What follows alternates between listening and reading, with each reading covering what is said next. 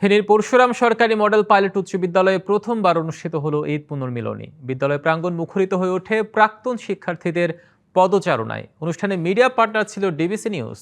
স্মৃতির নোঙর ফেলে এসো মিলি প্রাণের সৈকতে, এই স্লোগান ধারণ করে দূর দূরান্ত থেকে ছুটে আসেন সাবেক শিক্ষার্থীরা। বহু বছর একে অপরকে দেখে পুরনো বন্ধুরা মুখোমুখি হলে তৈরি হয় আবেগঘন পরিবেশের। শৈশবের সোনালী দিনের গল্পে মেতে ওঠেন অনেকেই। অনুষ্ঠানে প্রধান অতিথি ছিলেন ফেনী ১ আসনের সংসদ সদস্য মুন্সি রফিকুল আলম মজনু। বিশেষ অতিথি ছিলেন ফেনীর জেলা প্রশাসক মনিরা হক ও ডিবিসি নিউজের সম্পাদক লোটন একরাম। অনুষ্ঠানে বিদ্যালয়ের অবসরপ্রাপ্ত ও বর্তমান শিক্ষকদের সম্মাননা স্মারক দেওয়া হয়। 40 বছর পরে আবার এই পুরনো স্মৃতিতে ফিরে এসে আমাদের কাছে আবার নস্টালজিয়া আমরা ফিরে গিয়েছি এবং আমাদের কাছে অনেক স্মৃতি এখন মনে পড়ছে। শিক্ষা প্রতিষ্ঠানের যে ঐতিহ্য, সেই ঐতিহ্যটা ধরে রাখার জন্য যদি কোনো ঘাটতি থাকে, সেই ঘাটতিগুলো চিহ্নিত করতে হবে।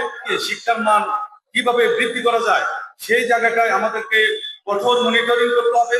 যারা এখানে আছেন তারা আন্তরিকতার সাথে যদি দায়িত্ব পালন করেন, এই ঐতিহ্যবাহী শিক্ষা প্রতিষ্ঠানটি তার আলো সমাজে এর জ্ঞানের আলো বিতরণটা আগের মতোই ধরে রাখতে পারবে বলে আশাবাদ ব্যক্ত করছি। এই শিক্ষা প্রতিষ্ঠানের শিক্ষার্থীদের আগামী দিনে বাংলাদেশের সকল ক্ষেত্রে একটি গুরুত্বপূর্ণ ভূমিকা